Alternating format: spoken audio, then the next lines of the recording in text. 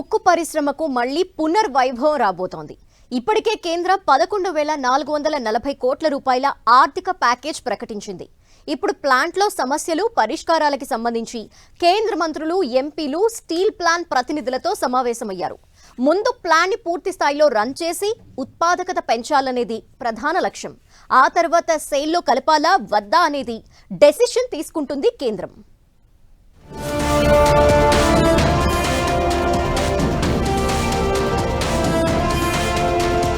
విశాఖ ఉక్కు పరిశ్రమకు ఊపిరులూదే దిశగా కేంద్రం వడివడిగా అడుగులు వేస్తోంది.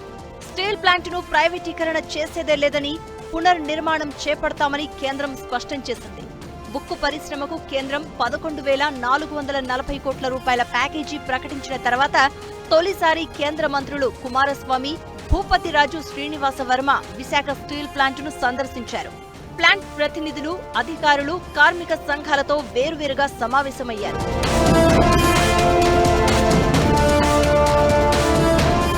ఉక్కు పరిశ్రమకు కేంద్రం అందించే 11,440 కోట్ల రూపాయల ప్యాకేజీని ప్లాంట్ యాజమాన్యం, సిబ్బందికి వివరించి పరిశ్రమ పునరుద్ధరణకు సంబంధించిన కీలక అంశాలపై సమావేశమయ్యారు. ఉద్యోగులకు జీతాలు, బకాయిల చెల్లింపు, మూతపడిన బ్లాస్ట్ ఫర్నేస్ల పునరుద్ధరణ, ఉక్కు ఉత్పాదన పెంచడం ఎలా, ఇలాంటి అంశాలపైనే ప్రధానంగా చర్చించారు.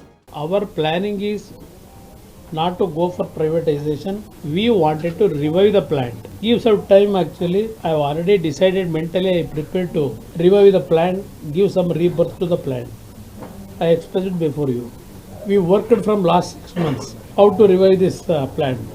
During this period, particularly I congratulate our Andhra dynamic Chief Minister Chandrababu Naidu ji. Commitment is to revive the RNL plant. For that, కేంద్రం భారీ ఆర్థిక ప్యాకేజీని ప్రకటించిందని, ఆ నిధులను ఎలా ఖర్చు చేస్తారు, దేనికి సర్దుబాటు చేస్తారనే అంశాలపైన కేంద్ర మంత్రి కుమారస్వామి ప్లాంట్ ప్రతినిధులతో చర్చించారు.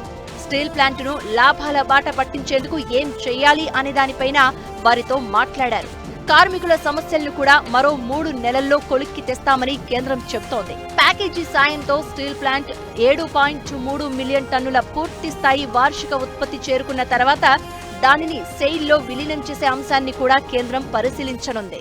ఏదైతే భారత ప్రధానమంత్రి నరేంద్ర మోడీ గారి లక్ష్యం ఏదైతే ఉన్నదో 2030 నాటికి ఈ దేశంలో స్టీల్ ఉత్పత్తి 300 మిలియన్ టన్నులకు తీసుకువెళ్లాలనేటువంటిది నరేంద్ర మోడీ గారి యొక్క లక్ష్యం.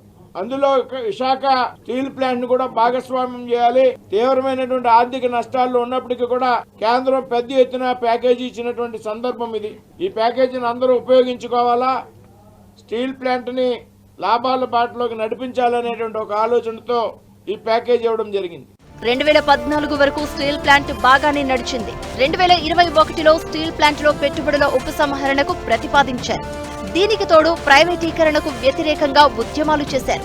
దీంతో స్టీల్ ఉత్పత్తి బాగా తగ్గిపోయింది. మెల్లగా ప్లాంట్ పై 35,000 కోట్ల రుణ భారం పడింది. నష్టాల బాట పట్టింది వైజాగ్ స్టీల్. వీటన్నింటినీ చక్కదిద్దేందుకు కేంద్రం కంకణం కట్టుకుంది. ప్లాంట్ను మళ్లీ పునరుద్ధరిస్తామని ప్రకటించింది.